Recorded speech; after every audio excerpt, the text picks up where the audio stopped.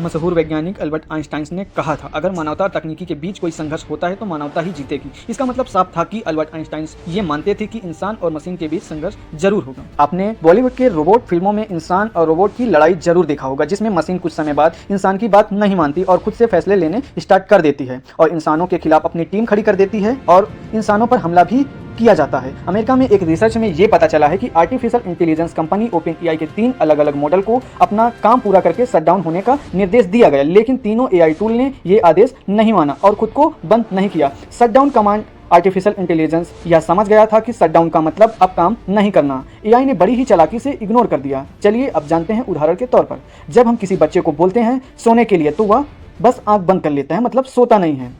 वह यह जान चुका है कि आंख बंद करके सोने का नाटक किया जा सकता है। पॉलीसाइट रिसर्च ने पूरा रिसर्च सोशल मीडिया पर जारी किया है। पॉलीसाइट रिसर्च ने दावा किया है कि ओपन एआई के O3 मॉडल ने खुद को शटडाउन से रोकने के लिए पूरे शटडाउन सिस्टम को ही खत्म कर दिया। पॉलीसाइट रिसर्च ने अपने अगली पोस्ट में बताया है कि ओडेक्स सहित 3 मॉडल ने शटडाउन के आदेश को नहीं माना। इस रिसर्च में शामिल दूसरे कंपनी की एआई ने शटडाउन के आदेश को फॉलो किया और काम पूरा होने के बाद शटडाउन कमांड मिलते ही खुद को बंद कर दिया। अगर एआई हमारे मन मर्जी से काम नहीं करेगा तो क्या होगा, चलिए जानते हैं। सबसे पहले ये जान लो, मशीन के पास दिमाग नहीं है। मशीन में सब कुछ पहले ही फिक्स होता है, उसे क्या करना है, कैसे करना है और कितना काम करना है और उस काम को कब तक करना है, हर कमांड तय है।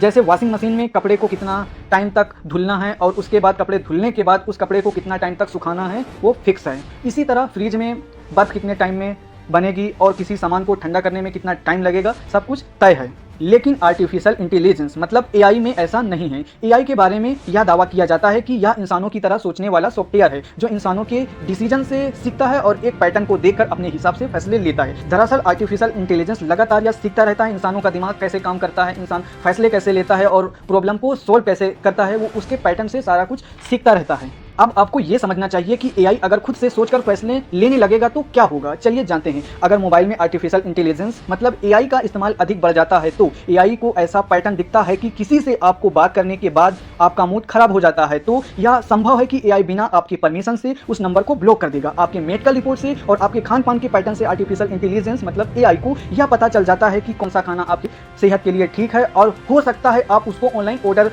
भी ना कर पाएं।